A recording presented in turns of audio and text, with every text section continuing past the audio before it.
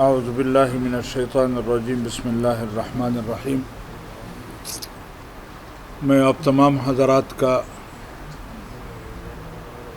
Electronic media ہو، social media ہو، آپ تمام حضرات کا دل کی گہرائیوں سے شکریہ ادا کرتا ہوں، پرنٹ میڈیا کا بھی، کہ آپ حضرات نے جمعیت علماء اسلام کے مختصر دعوت پر یہاں تشریف لائے۔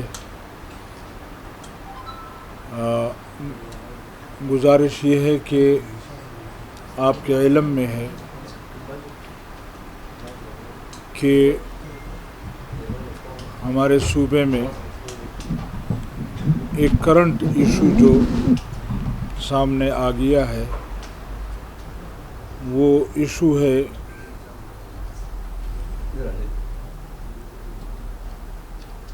منرلز کے، مائنز کے ایکٹ لانے کا۔ جمعیت علماء اسلام نے صوبائی اسمبلی میں بھی، سینٹ میں بھی اس کی مخالفت میں اپنی گزارشات جمع بھی کی ہیں، بیان بھی کی ہیں۔ آج آپ کی وساطت سے پوری قوم کے سامنے جمعیت علماء اسلام کا موقف لانا چاہتے ہیں کہ جمعیت علماء اسلام اس بل کی مخالفت کر رہی ہے، اور ہم سمجھتے ہیں کہ یہ بل صوبے کو لانا چاہیے تھا، صوبائی تجاویز کو سامنے رکھنا چاہیے تھا۔ صوبائی خود مختاری کہاں گئی؟ ہم نے 18ویں ترمیم پاس کی، اس کو پاس کرنے کا کیا فائدہ تھا؟ اگر آج ایک مرتبہ پھر صوبائی حقوق پر ڈاکہ ڈالنے کی کوشش کی جا رہی ہے، تو جمعیت علماء اسلام ہر سطح پر اس بل کی مخالفت کر رہی ہے اور کرتی رہے گی، اور صوبائی حقوق کے لیے پہلے بھی ہم نے آواز اٹھائی ہے، اور انشاءاللہ آئندہ بھی، وہ اسمبلی کا فلور ہو، عوام کے سامنے ہو، آپ کے سامنے ہو، جہاں کہیں ہوگا، جمعیت علماء اسلام اپنا موقف بھی دے گی اور اس چیز کا سخت سے سخت جواب بھی دے گی۔ ان چند گزارشات کے لیے آپ کو دعوت دی تھی۔ آپ حضرات کی ایک مرتبہ پھر مہربانی اور شکریہ کہ آپ یہاں تشریف لائے۔ اللہ تعالی ہمیں اس امتحان سے نکالے اور اس مشکل سے قوم کو بھی نکالے۔ جزاکم اللہ۔ دیکھیے کہ ایک تو ہمارے صوبائی ممبر عدنان صاحب نے اس پر وہاں اسمبلی میں اپنا موقف بھی دیا ہے اور مخالفت بھی کی ہے۔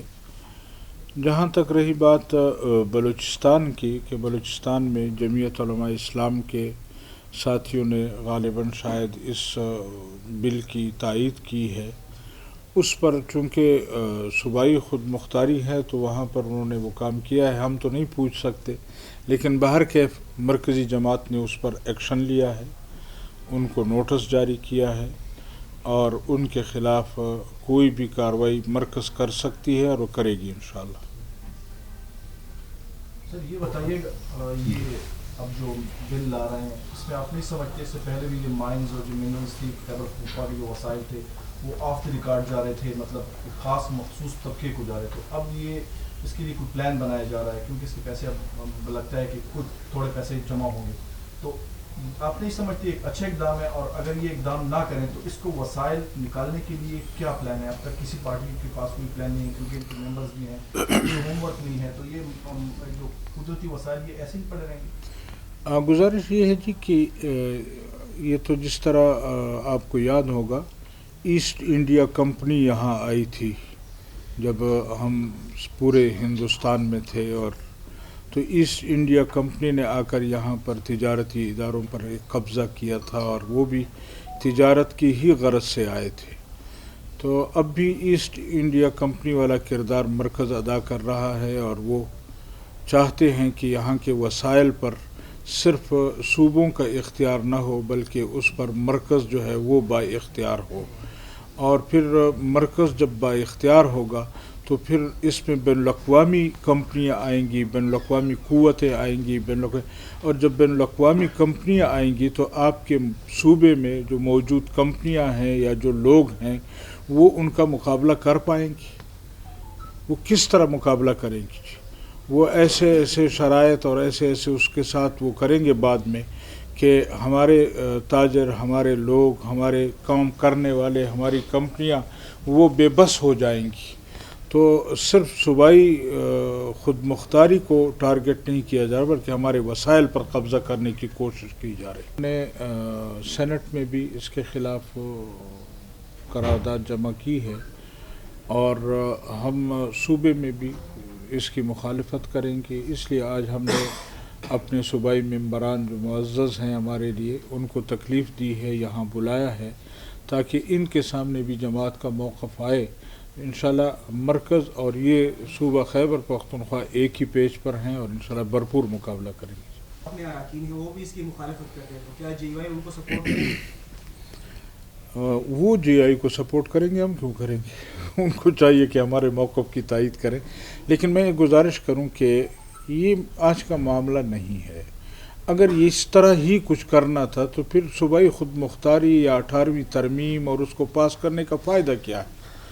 اگر ہمیں کوئی سمجھا دے کہ یہ فائدہ ہے، پھر اس کے بعد، لیکن انہوں نے تو یہ تک نہیں کیا کہ کسی سیاسی جماعت کو بٹھاتے، کسی سیاسی لیڈر سے مشورہ کرتے، کسی کے ساتھ مشاورت کرتے کہ آئیں مل کر بیٹھیں کہ یہ ہمارے صوبے کے لیے فائدہ مند ہے یا نقصان دہ۔ ایسا کچھ بھی نہیں کیا، بلکہ ان کے اپنے ممبران کو بھی شاید اس کا علم نہیں ہے کہ کیا کچھ کرنے جا رہی ہے حکومت۔ تو یہ نااہل حکومت ہے، اور اس نے پہلے بھی صوبے کا نقصان کیا ہے اور مزید نقصان کرنے کی طرف جا رہے ہیں۔ بتائیے گا، اگر کوئی پارٹیاں اکٹھی ہوتی ہیں، اتحاد بنتا ہے اپوزیشن کی، جتنی پارٹیاں تو کیا جے یو آئی ان کا ساتھ دے گی اس بل کے خلاف؟ یہ اگر اور کیا کا مسئلہ مجھے سمجھ نہیں آتا کہ اگر بنتا ہے اور کیا بنے گا اور کیا نہیں ہوگا، وہ جب آئے گا سامنے تو پھر دیکھا جائے گا انشاءاللہ۔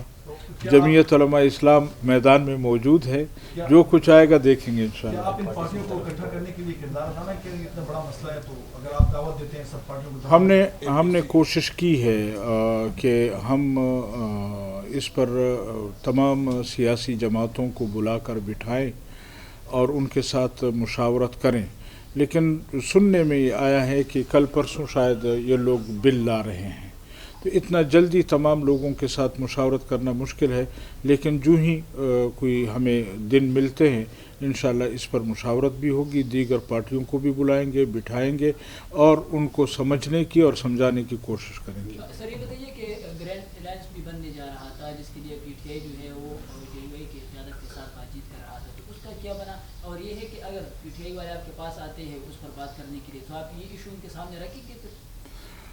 اگر وہ اس ایشو پر آ رہے ہیں پھر تو ضرور رکھیں گے، کیوں نہیں رکھیں گے، لیکن جہاں تک بات ہے کہ ان کا چونکہ مولانا صاحب کے ساتھ مرکز کے ساتھ اٹھنا بیٹھنا آنا جانا ہے، اور یہ فیصلہ بھی مرکز ہی کرے گا کہ ہم نے مستقبل میں ان کے ساتھ کس حد تک جانا ہے۔